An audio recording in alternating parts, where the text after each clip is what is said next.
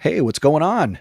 It's Chris and AJ from PodcastPD, and this is the before the show little bit here. If you're hanging out in the chat, please let us know where you're from. If you're watching this on the replay, none of this makes it into the podcast. If you're watching this and you're not subscribed, head over to podcastpd.com/go and make us part of your anytime, anywhere professional development. We've got a fun show coming up for you tonight. Things are a little different, and yet they feel the same.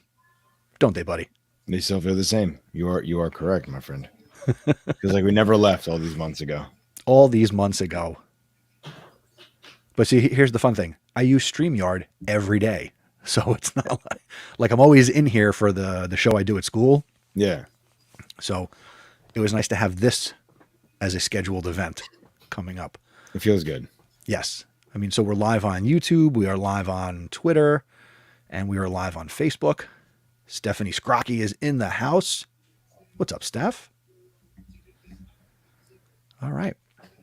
So we're going to be recording episode 124 of Podcast PD. Episodes.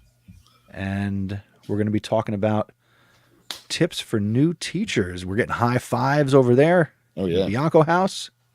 These kids are still awake at 9 o'clock at night in the Bianco house. My kids have been asleep for an hour. Actually, no, I got to be fair. The big one is awake, but he sits up and reads every night. Yeah, Ryan's going to be reading or listening to the game on his radio, so I'm not sure what he's doing. Nice. It's like a little handheld radio? It's an iHome that I used to have that I don't use anymore. Oh, cool. All right, go to bed, you little rat. He's upstairs. Oh. There you go. The new upstairs, right? The new, well, yeah. I mean, yeah. Still waiting on those pictures, buddy. Oh. Some sort of video tour. Wow. It's been that long. It has been that long. Okay. I mean, we've spoken since you got it done. No, I get it. Yeah, I get it now. Yeah, you get it. All right, let's Easy times. hit the button and let's do this. Let's roll. Coming up on episode 124 of Podcast PD, we are sharing advice for new teachers. Let's start the show. This is Podcast PD, the show that provides you with anytime, anywhere professional development. Our conversations and guests will provide you with the learning you might get in a faculty meeting or on a PD day. Except you're going to have more fun with AJ Bianco and me, Chris Nessie. Let's start the show.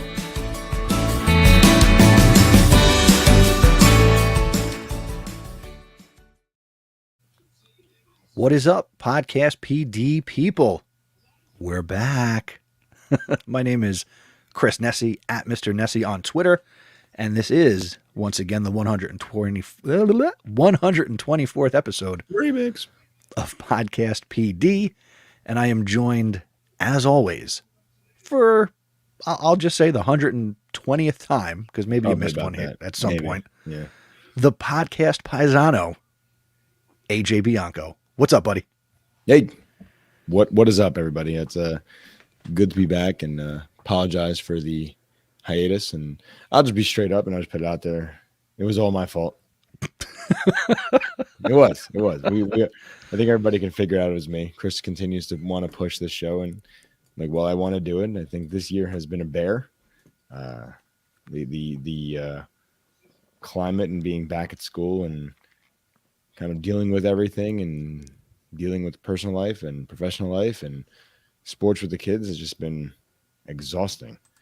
If you're watching on the video, you can probably see I have more gray hair now than I did 6 months ago. So I'm telling you, if you shaved, you would take it back to like 2005. Yeah, it's okay. I'm good. Look at how young I look. I took it all off the top. I took it all off the face. You are a beautiful man. You. I don't feel like shaving. I haven't shaved since 2020. I figured that out the other day.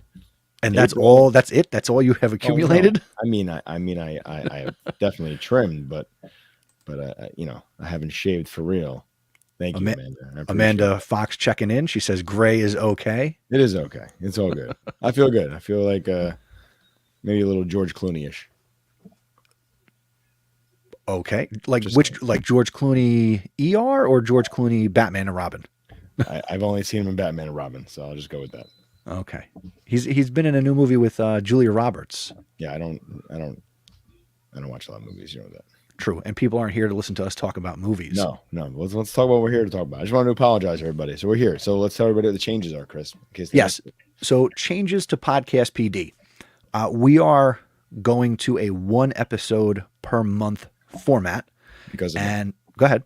Because of me. Because of AJ. Yeah. And that's going to allow us, because of AJ, to take some time to plan better episodes and create better content because of AJ. So we're going to be live streaming as we are right now. We're going to live stream on the last Sunday of the month. So that's when you can expect to tune in, except when the end of the month is a holiday. We'll let you know in the episode. So like, we're not going to do an episode on Memorial Day weekend. Unless we want to do it with hot dogs and stuff and There you go. figure it out. Podcast PD barbecue. Oh, t-shirts coming soon. There you go. But we also want to build some more community around the podcast and have some conversations with you, our listener, when we're not recording episodes. So we have started a Discord community. The Podcast PD Discord can be found at podcastpd.com/Discord. And that's where we can continue the conversation between the episodes. And by connecting with our listeners, you can help us shape future episodes and topics. And yes, Amanda, producing content is hard. Good content even harder. So yeah, we are totally going to go get it. All right. So AJ, That's me. today we're going to talk about tips for new teachers. You and I are veterans. Is that safe to say? Are we veterans at this point? Man, this is year 18 for me, so I don't think you get more veteran than that. That's true. I am in year 11 at my current school, and I date my teaching back to when I student taught in the fall of 2007. So that's where I count the beginning, because you teach when you student teach. Yeah, you do. At least I make my student teachers teach. I don't know what other people are doing. It was thanks to my student teaching that I got my first job. I got my student teaching led to my classroom teaching. Really? Yep, same school, same classroom, basically. That's nice. Yeah. So you're a veteran educator, but now you're in the role of assistant principal. Yeah, man. Year 3. Year 3. It's almost done at this point. Yeah. Are you a tenured administrator yet, or Not yet. Not yet. No, October 24. I'll be a tenured administrator. Okay. So is that 4 years in a day as well? 4 years in a day. Yes, sir. Okay. Nice. So we're going to obviously follow that journey, and we're going to cheer you on to that milestone and that goal. But for a new teacher, they are just starting out, and maybe this is the first time they're listening to Podcast PD. They're trying to kind of figure out what is education all about. And you and I have experience. We have worked with student teachers. We have worked with pre-service teachers, and we've worked with new teachers in our buildings over the years. So I'd like to think we have some things to say. Now, before we get into what we have prepared, we did put the call out on social media. So want to give a quick shout out to Erin Cummings. She is at Erin C_CCIU. She's also a friend of the House of Ed Tech. And she shared this on social media. She shared 3 tips for new teachers. 1, it's okay not to have it all together. Number 2, a great mentor won't complain all the time. It's okay if your assigned mentor is not the same as the person you go to every day for advice. And number 3, networking is so important. And that's what Erin shared with us a few weeks ago on Twitter. What are your thoughts, AJ? I think she's spot on. I think it's okay to not be perfect. I know she didn't say it like that, but that's basically what it sounds like. It's okay to not be perfect. It's okay to go ask for help. And it's okay to find those people who will support you. I like the piece about, obviously here in New Jersey, you get assigned a mentor as a new teacher. And you might find that, like she says, the person you're getting advice from and confiding in might not be the person, you're paying or was assigned to you.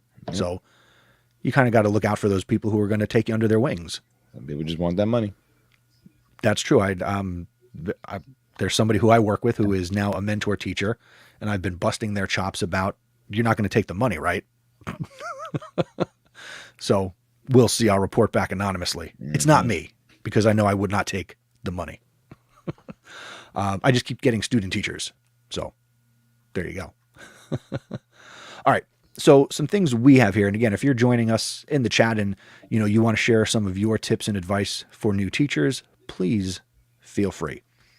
So the tips that we want to share, we want to talk about 5 things tonight. Number 1, planning ahead. Number 2, being organized. Number 3, establishing classroom rules and expectations. Number 4, differentiating your instruction as a new teacher. And number 5, asking for help, which is super important. I also recently talked about that on the House of Ed Tech. So, AJ, you want to talk about planning ahead, or would you like me to? We didn't really plan this out per se, but what do you want to do? No, go ahead. Jump in there. Okay. So, planning ahead. Effective teaching requires careful planning and preparation. To ensure that you are ready for your lessons, take the time to plan ahead and create those detailed lesson plans that outline your objectives, your activities, and your assessments. I believe that an effective lesson plan starts with an effective objective. The way I learned it was to write what is called a 3-part objective, where you have some subject-specific aspect to your objective. There is a behavior and a condition.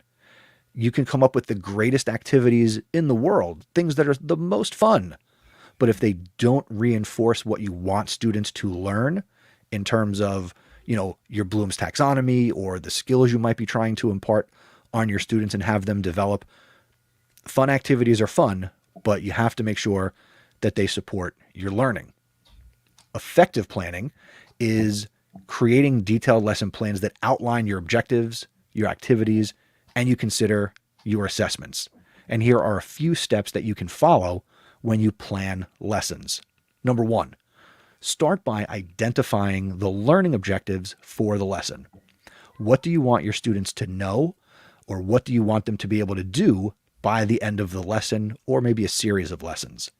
This is going to help you focus your planning and ensure that your lessons are aligned with your curriculum and your standards. Number 2, determine the activities and materials that you will need to support your objectives. This might include readings, videos, worksheets, graphic organizers is a better way to say that, or other resources. Consider how you will introduce the topic, engage your students, and provide support and feedback as needed. Number 3, create a timeline for your lesson. Consider how much time you will need for each activity and plan accordingly. And when I say plan accordingly, my advice is a lot more time than you think you'll need, because you never know what's going to happen in your classroom. Fire drills, assemblies, kids are out sick. AJ, we never know what's going to happen in our classroom that can throw things completely off the rails. Every day is something new. Oh, yes. And in planning your timeline, you want to consider working backwards, right? Backwards design. You want to plan for your assessments, plan for how you're going to evaluate your students. How are you going to check for understanding? Are you going to use exit tickets? What types of questions can you ask students during a lesson to see if basically, are they getting it? Do they understand? And I think a lot of teachers, even veterans, think by asking maybe 1 or 2 that they'll assume that the entire class is understanding what's going on. And you've really got to find ways to effectively survey all of your students. Some are going to participate, some are going to be a little more reserved. So how do you listen and know that the student who's quiet, whether or not they understand what's going on? Okay. And number 5, finally, review and revise your lesson plan as needed. I know as a high school teacher, and when I even worked at a middle school, I don't teach different lessons every block of the day or every period of the day. I might be teaching the same thing 3 times. In the block schedule that I currently work under, I teach the same lesson 6 times, 3 one day, 3 times the next. And the sixth time I'm doing it, it might look a little different as I make modifications, I adjust my questions, I can better anticipate where students might struggle, or I've listened to 2 or 3 classes ask questions, and I can now work in those misunderstandings into the next time I'm presenting the lesson or working with students. So you've got to be ready to modify and adjust. Now, by following these steps, do we guarantee 100% success? No, because it's still teaching. But if you put the time and effort into planning what you want to do in your classroom, you're going to increase your chances of being successful. Do I guarantee perfection? Hell no. But have a plan. And what did Captain Cold say on The Flash, AJ? Oh, First, goodness. Make the plan, expect the plan to go off the rails, Oh, right. make a new plan. Yeah. So you've got to have that bag of tricks. And as a new teacher, you don't have much in your Mary Poppins bag of goodies. You've got to add things to it over time. Well said, Chris. Well said. All right, I'm going to jump to our next one, and I'm going to talk about organization, because I think organization is essential for managing our classroom and our time. I think without organization, when it comes down to everything you're doing, your materials, your assignments, your grading, you really need to stick to your plan. I'm going to say this is your plan, because my organization, your organization, Chris's organization is going to be very different. But if you create a plan, you'll be able to stay on track and avoid getting overwhelmed. So we're going to talk about here a couple of things that'll help you stay organized, as you're just getting started. And again, remember, this is not the way to do it. It's a way you could do it. Right. So with that said, I think first and foremost, decide on a method for organizing your materials. This is going to include a filing system for your lesson plans and documents, using a planner or a calendar.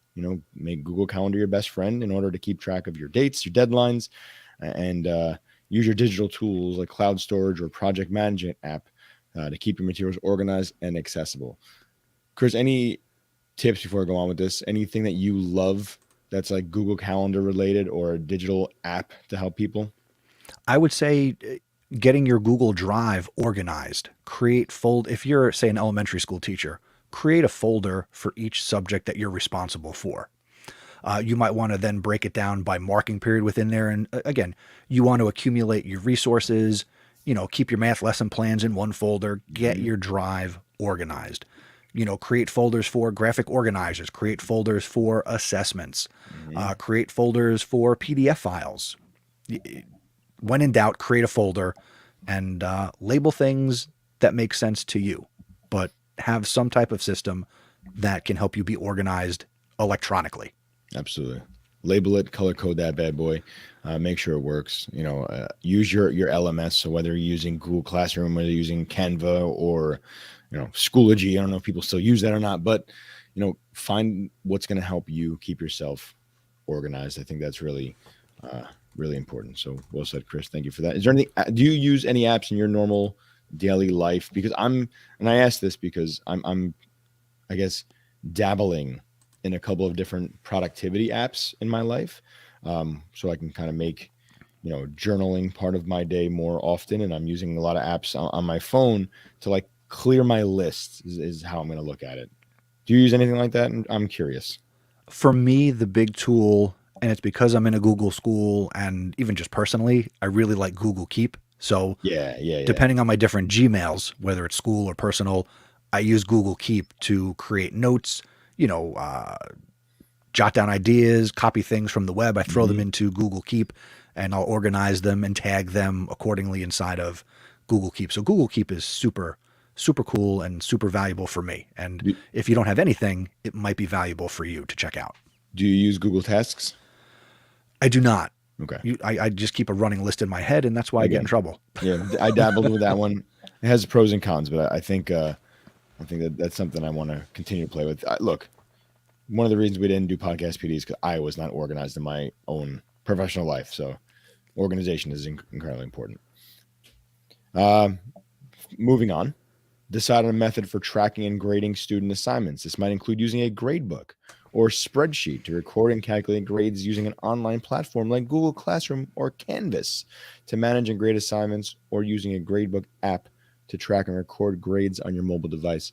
Your school may tell you you have to use a specific gradebook, whether you use Genesis or real time or name whatever grading thing is out there, but find something that works for you too, because you might want to keep track of something on your own. Maybe you like your own method. Maybe it doesn't translate well in a grading book that your school uses. So, if you want to do something out of the box, Google Sheets, if you're a person who can keep track of all those different formulas and all that, that might be helpful for you.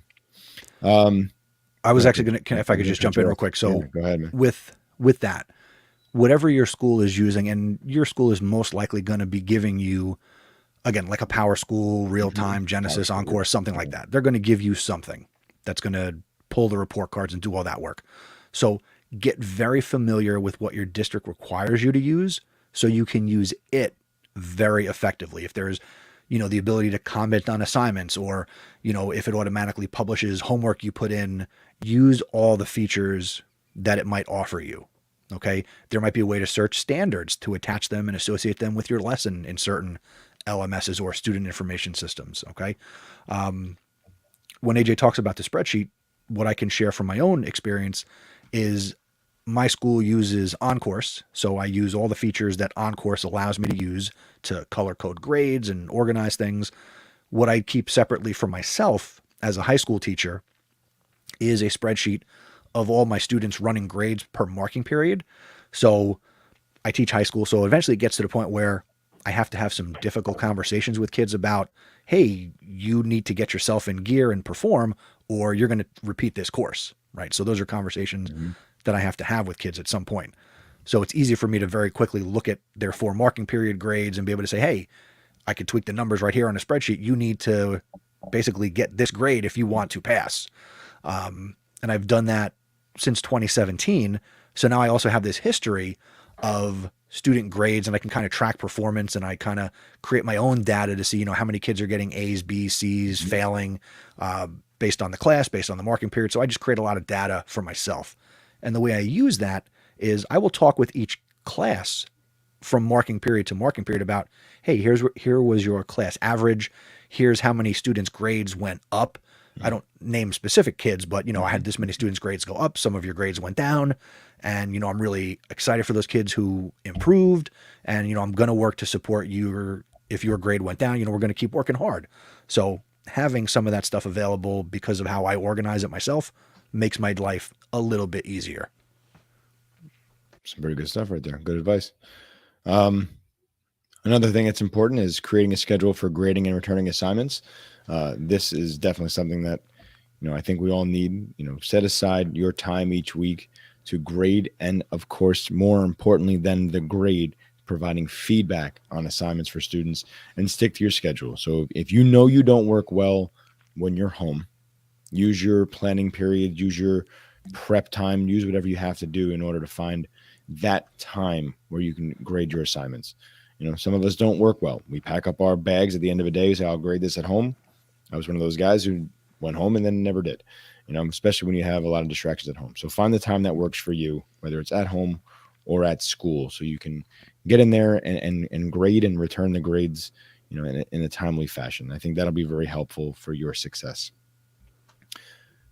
Also, setting up a system for organizing and storing student work. This might include creating folders or binders for each student, using a digital portfolio platform to store and share student work, or using a cloud storage app to keep student work organized and accessible. Those are really important. I think those digital portfolios are definitely something that has been growing and is important.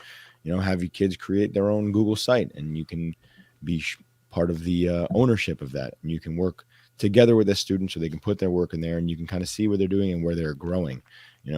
Grades are important for a lot of our students, but feedback and growth is what really is going to change the game.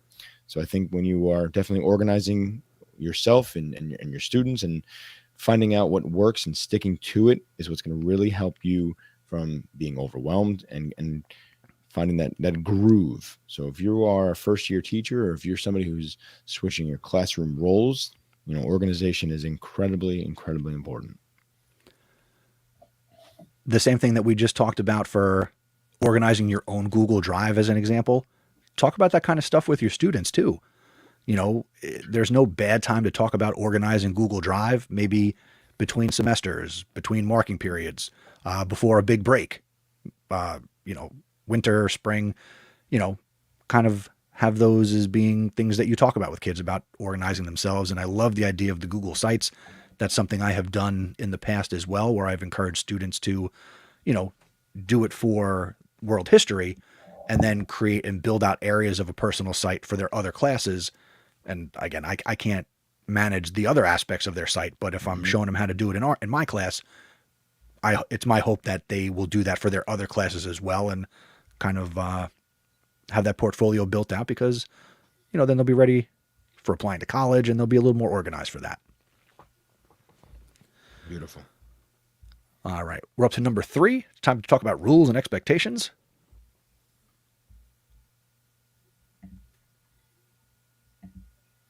So, to create a positive and productive learning environment, it's important to establish clear rules and expectations for the students in your charge. Communicate these expectations to your students and consistently enforce them to ensure that your classroom is a safe and respectful place for learning. Now, that doesn't mean you've got to come up with all the rules. I think there is value in having your students be a part of the expectation making process, and that can work at any grade level, elementary, middle, high school. Let your students play a role in establishing what should be the norms of their learning environment, especially if you talk about building community and making your classroom a safe space. Some things you want to consider. You want to start by thinking about the behaviors and the attitudes that you want to encourage in your classroom. My classroom, I talk about a lot this idea of respect and, having a growth mindset and being respectful of your peers and being open-minded to new ways of thinking, especially in a high school classroom where many different topics can come up in social studies and history. You have to expect that you're not going to agree with everybody, and you don't have to agree with everybody. I tell my students, you don't have to agree with me. Challenge me. Ask questions. I'm going to do for you that exact thing. So it starts with respect. Next, you might want to create a list of expectations that align with your goals and your students' goals. Maybe you post them prominently in your classroom physically. Maybe there's a document you share in Google Classroom or another learning management system where you can refer back to the expectations of your classroom to make sure that students are reminded of what they should be doing in your space. You want to communicate these expectations to your students. You want to make sure that they understand why the expectations are important, and maybe work together to come up with examples of what these expectations look like when they are working and what it might look like if somebody's not doing what they're supposed to be doing. And then you can have that conversation. You want to consistently enforce rules and expectations. And this is where you need to provide equity. And it's not so much that it has to be equal, because every student that comes into your classroom is coming from a different family, a different home, potentially a different culture than your own or the other people in class. So to just blanket equality, you break the rule, that's it, I can't listen, there's no exceptions, if, ands, or buts, you're doing a disservice to your students. All right. And sometimes when we talk to new teachers, we might even joke around that, don't smile until Christmas, right? You can smile, you should smile, and you want to be empathetic and compassionate to your students. And if you're building true positive relationships and a good rapport with your kids, then there is room for the rules and expectations to be flexible. All right. But students need to understand how to act. Would you agree, AJ? I completely agree. And I'm just trying to figure out how to say this appropriately and fairly, right? Your classroom is your classroom. You do what you feel is best for your environment. That also meets the expectations of the school. And when you're creating your expectations, keep that in mind. You don't want to be that teacher that is the quote unquote fun teacher, cool teacher. You want to be the teacher that the kids enjoy being in class with. So when you're creating your expectations and you're creating your classroom rules, make sure they align with the school, and make sure, as one of Chris said here, make sure that you are consistent with them, right? If gum chewing, just using an example, is a rule that the school does not allow, don't be like, it's okay, you can chew it in my classroom. Right. If you're that teacher that allows hoods and headphones in your classroom and the school does not say that's not allowed, by all means, if you feel comfortable, let that be the place where the kids feel comfortable. Also, with your class rules and expectations, since they are yours, I'm going to say this as an administrator. I hate that word. Fight your battles, right? If you have an issue, don't bring it to your administration. Don't say, this kid's not listening to my classroom rules. Because once you do that, you've taken the power away from you. Now it's up to your administration how they want to handle it. And you can't complain. I think that's pretty fair. I tell my kids at the high school, my goal is not to write you up and send you out. I'd like to settle things and figure out any issues within the classroom. Mm-hmm. Fair. I want to be the one to have the conversation with you about behavior, expectations, successes, whatever the case may be. I want to handle our business together. The less people I need to get involved with an issue, the easier and better it is for everybody. Well said. Now, if it's some glaring, serious issue, I've got to do what I got to do to protect myself. But, if you're wearing your hood or you got your cell phone or you're chewing gum or you're being a pain in the neck in class, I'm going to figure that out before I don't want to bother anybody. That's just my approach. There you go. All right. Our next one, number 4, is differentiating instruction. And this is an important one because I think as we're looking at students now, I think it's very clear that not all students learn in the same way or at the same pace. And I think this is why so many other practices in the classroom become extremely important, right? We want to make sure our students are successful.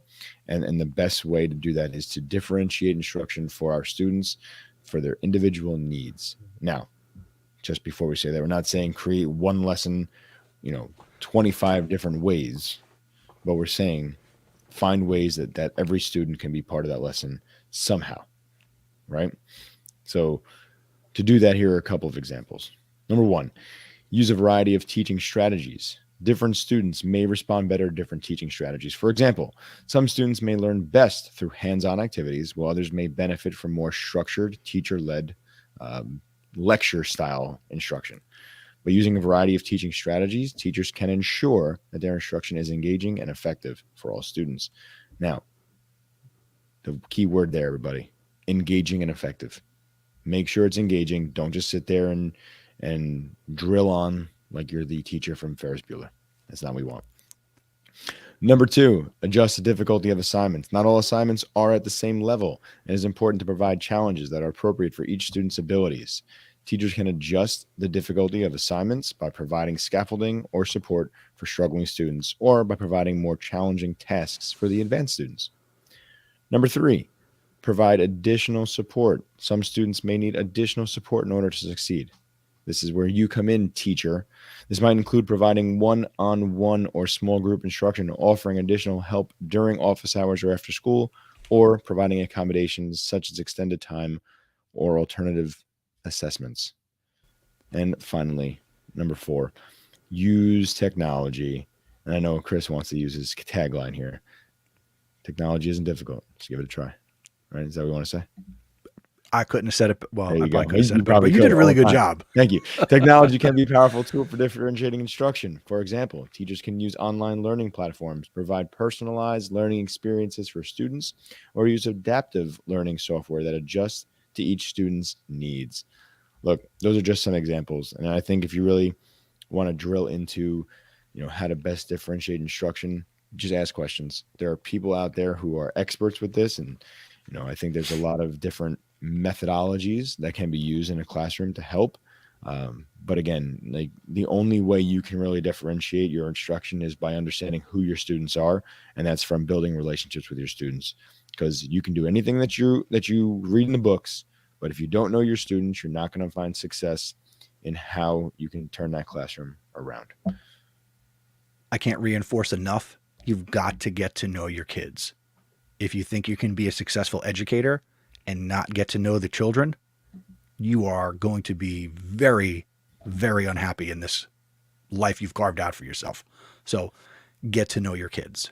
Relationships are so important at any grade level. Before we move on to our fifth one, saw Amanda Fox. Earlier we were talking about productivity, and she recommended Riker, Wrikeer. It's a great product management for teams. And for team communications, maybe you consider Slack or how you're going to communicate with the teachers on your grade level or in your department. And there could be channels for everything, and maybe the whole school's participating. So maybe find the ways that your school and your colleagues are communicating when you're not face-to-face in faculty department meetings or maybe common planning time. So thank you, Amanda, for Riker. Or as I was going to call it, number one, for any Star Trek fans out there. No? Sorry. Okay. Not a Star Trek fan, my man. No problem. All right. Number 5 in our tips for new teachers.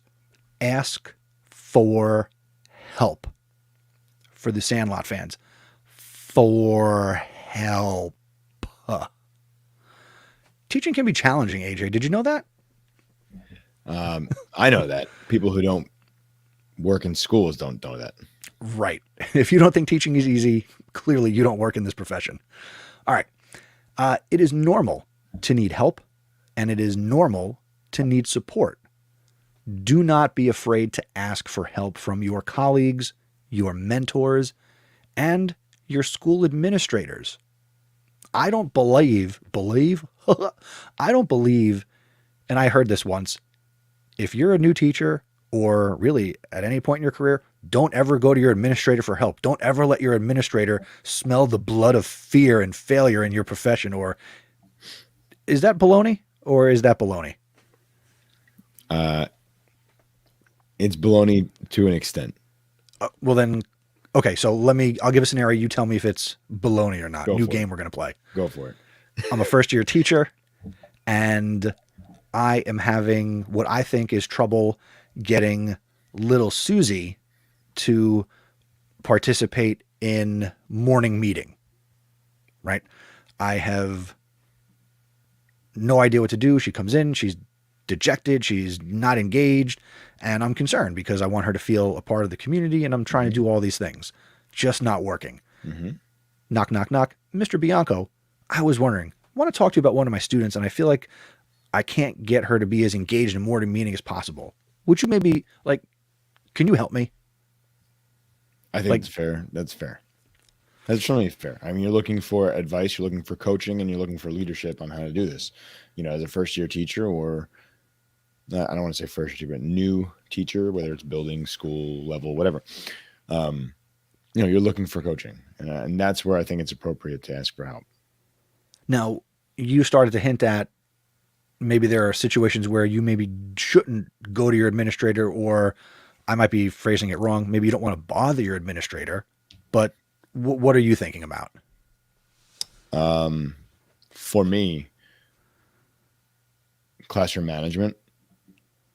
I think classroom management is something you have to learn. I think it's a skill, and I think it's something that you have to actually take part in. So when it comes to classroom management, probably not the best idea to call your administrator and say, "Can you come down here and help me with my class?" Or just send kids out to the office. I'm not a huge fan of that for a variety of reasons. But I mean, look, if you're a first year teacher or brand new to a building and that's how you ask for help, I get it. And that's fine. But from that, if you do that, use it as a learning experience of what I should do next time so that, this is on me, the teacher, and not, the students waiting for the principal to walk into the room to see how it's going to be handled. Right. Really, so I just wanted to just debunk the myth that don't think you can't go to your administrator if you think you need help or coaching. Right. There's a difference there, right? Right. If you want coaching, like, this is what I've tried so far, can you please help me? Versus, I'm going to throw my hands up and can you just take care of it for me? Huge difference. Right. So you don't want somebody to show up who hasn't tried anything. They're just looking to you for, right. Yeah. Don't give me hands up and like, well, I tried to say, hey, everybody, please stop. It's just not working. Okay. You know what I mean? Yeah. Yeah. So your colleagues, your administrators, they can all provide valuable advice. And asking for help can be difficult, but it's an important part of being a successful teacher. And here are a few tips that you should feel comfortable using to ask for help. Number one, remember it's okay to ask for help. Seems simple, but that thought escapes a lot of people. Teaching is challenging, and nobody is expected to have all the answers. Asking for help, as AJ said, is a sign of strength, not weakness. Asking for coaching because you want to get better. I'm not an administrator, but if I'm ever in that position, I want to work with people who want to get better and are willing to be coached and willing to listen. Number two, you want to identify the type of help you need. Before you ask for help, think about what it is you need and why you need it. Are you struggling with a particular lesson plan or an instructional strategy? Do you need advice on how to handle a difficult situation with a student? Knowing what you need will make it easier for others to provide the right support. It also might influence who you go to ask for help. Number three, choose the right person to ask. Not everyone will be able to provide the help you need, so it's important to choose the right person. This, again, could be a colleague who has experience with the issue you are dealing with, a mentor who can provide guidance and advice, or Mr. Bianco who can provide support and additional resources, right? Maybe AJ isn't going to help you directly, but because he's been there, he's the administrator, he might know this is the counselor you need to meet with, or here's somebody who I know at your grade level or in your department you could go and talk to, right? So that's where that can work. Number four, be specific and direct. When you ask for help, ask for what you need. This is going to make it easier for the person you're asking to understand your situation and provide what they think might be the right kind of support. And number five, you need to be open to feedback and suggestions. You can't get frustrated if you're asking for help and you all of a sudden don't like what you're being told. So you've got to be open-minded when you ask for help.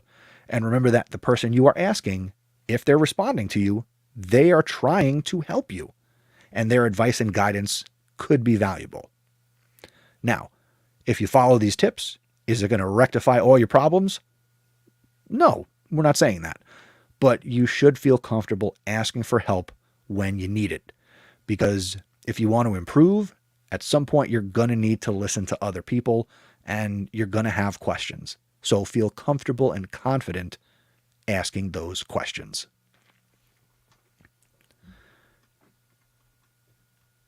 Do you have any thoughts on asking for help besides what you shared already?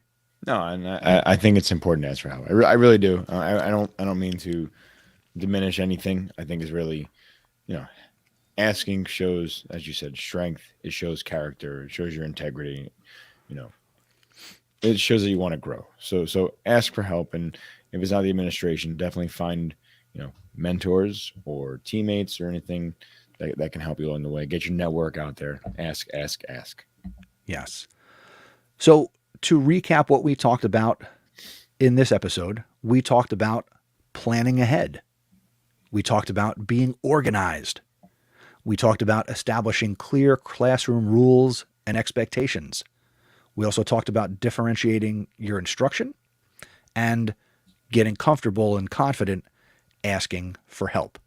If you have other things, other tips for new teachers, send us an email, feedback@podcastpd.com, or tweet them out and tag us at PodcastPD on Twitter, on Instagram, and we can obviously keep this conversation going. And of course, if you are in the Podcast PD Discord community over at podcastpd.com/Discord, we can have a nice follow-up discussion on these tips for teachers. And who knows, maybe one day we'll turn all these tips into a comic book or something. There we go. I like that. The teacher tip comic book. There you go. All right. Before we leave this episode, we want to thank our executive producers, and we're going to talk about what we've been listening to. And I've got a fun one to share. Woo. So, do you get value from our conversations or this new style of Podcast PD? And did you ever wonder, gosh, is there a way to give back to Chris and AJ for the hard work that they put into these episodes and the content and the Discords and everything they're trying to do for educators? Well, heck yeah, there is. You can show your support and give back on either a monthly or a yearly basis. You can donate $10 a month, or you could maybe contribute $100 for the year. And as a thank you for your giving back, every executive producer will get a Podcast PD sticker, and we'll send you a mug and a t-shirt if you're doing that on a yearly basis. If you'd like to give back to the show, go to podcastpd.com/executive producer. And that is in the show notes, which are a swipe or a tap away in your podcast player. Special thanks to our current executive producers, Holly Landez, Sandy Hartman, and Stephanie Scrocky. Thank you to Holly, Sandy, and Stephanie. And now, what have we been listening to?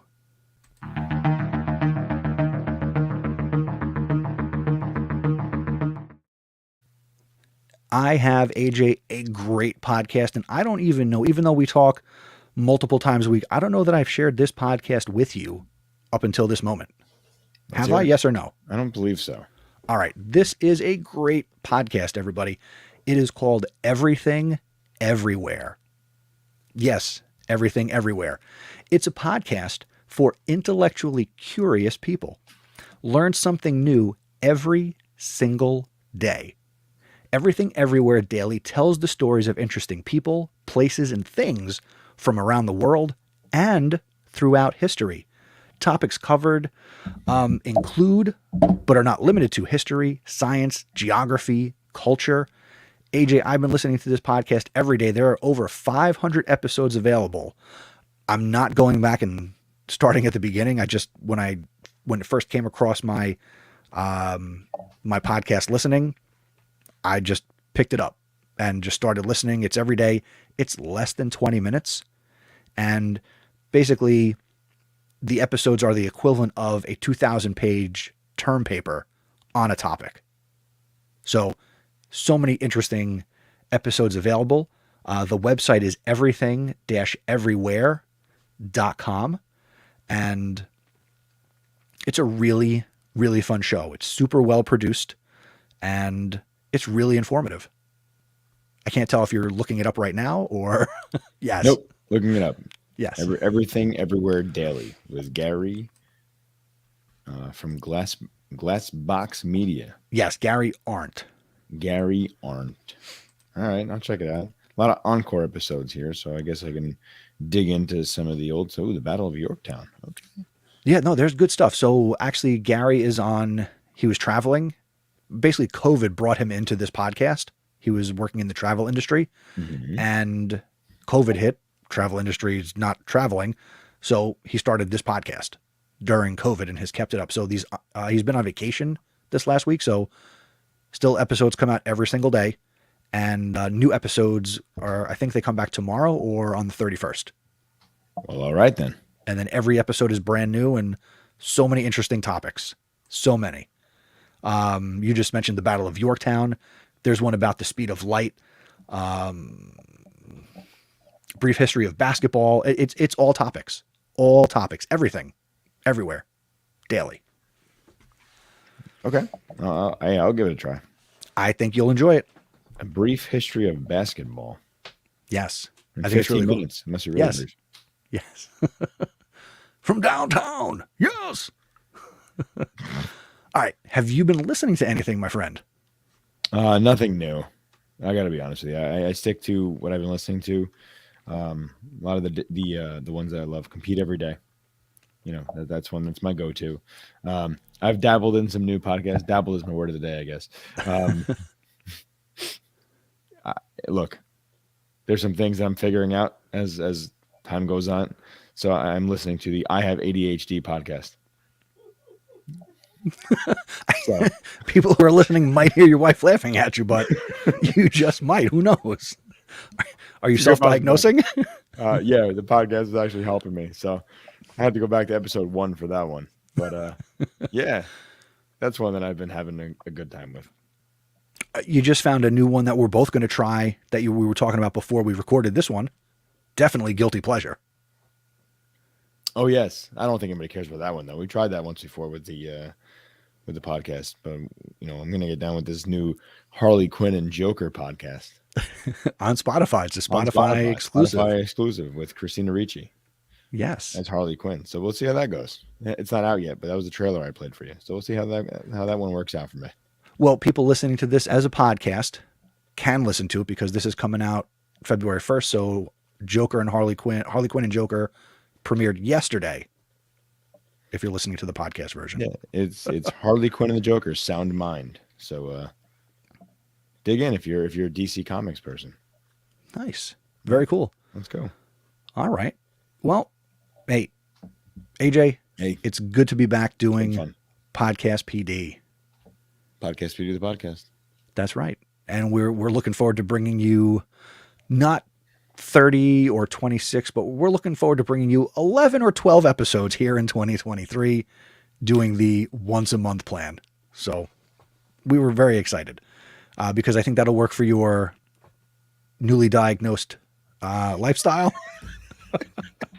I don't mean to laugh. I'm Hey, putting some things together here. So we'll see how that goes.